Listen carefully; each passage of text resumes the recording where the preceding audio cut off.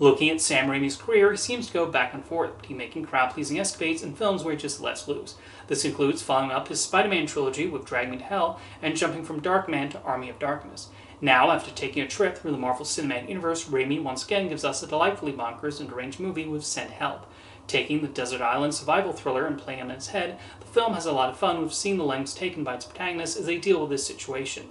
The result is a truly wild and entertaining ride, made even better by the screen presence of the lead actors. From the moment Rachel McAdams and Dylan O'Brien meet, there's a fun dynamic that develops there. The animosity they have is well portrayed, and there are several funny moments as McAdams' Linda tries to endear herself to her coworkers. O'Brien depicts Bradley's brash behavior with a needed bite that captures how a lot of people feel about these frat boy corporate types. Both completely understand the assignment, and it's entertaining watching them evolve as they stay on that island. There's a humorous role reversal of Linda calling the shots, and it's interesting seeing the effect this has on both of them.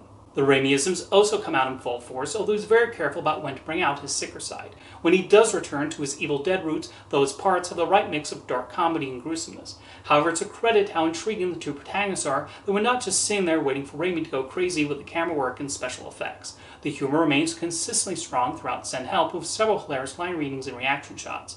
O'Brien especially does a lot with his eyes to convey Bradley's shock and annoyance at everything that happens to him. Part of the fun of the movie is seeing how Linda and Bradley plot and decide their next move, and the way they try to think one step ahead of the other. The use of foreshadowing is also clever, so even when we know something will eventually come back in a major way later, it still produces a knowing smile when we get to that point. Send Help is the kind of movie that also makes one think back to certain moments from a different perspective, which is sure to reward repeat viewings. That's a credit to writers Mark Swift and Damian Shannon, who keep the story moving even as we spend a lot of time in the same beach location.